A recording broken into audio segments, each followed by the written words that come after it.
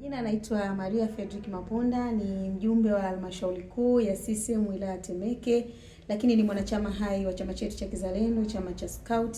Lakini pia namshukuru Mwenyezi Mungu, mwaka jana nimekuwa mkimbiza mwenge wa uhuru. Ziko sifa nyingi pengine ambazo ziliangaliwa mpaka kupata nafasi ile, lakini kubwa na kumbuka ya kwamba sisi wana Scout tunafundishwa ukakamavu, uzalendo na namna bora ya kuendelea kujitolea kwa maslahi mapana ya taifa. Kwa pengine miongoni mwa sifa ambazo ziliangaliwa mpaka kupatikana kijana mimi, pengine ni hizo ambazo tumeendelea kufundishwa sisi kama wana Scout, lakini sisi kama vijana ambao tumeendelea kujitolea kwa taifa letu. Hii nafasi imekuwa ni nzuri kwa sababu pia baada ya kukamilisha jukumu hili kubwa la kizalendo, tumekutana na ndugu zetu wengi Tanzania nzima.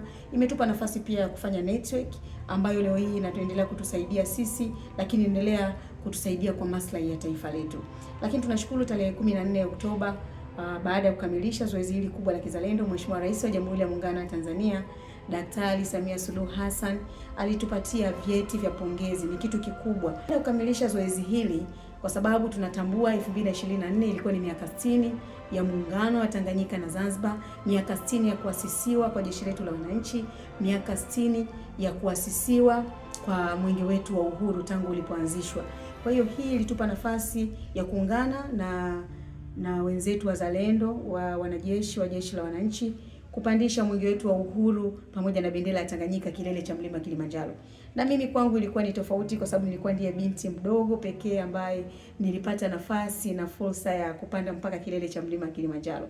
Kwa hiyo ninamshukuru sana Mwenyezi Mungu kwa jukumu hili kubwa la kizalendo. Yapo mambo mengi ambayo nimejifunza kutoka katika jukumu hili kubwa, ya kwamba tunaweza tukaendelea kuongeza imani sisi kama jamii, imani kwa mabinti wote kwamba wanaweza wakafanya mambo makubwa na ikawezekana. Tuendelee kuamini katika nafasi za uongozi, masuala ya kizalendo kama haya, na wakafanya vizuri na ikawa ni kwa maslahi ya wote na kwa maslahi ya taifa letu.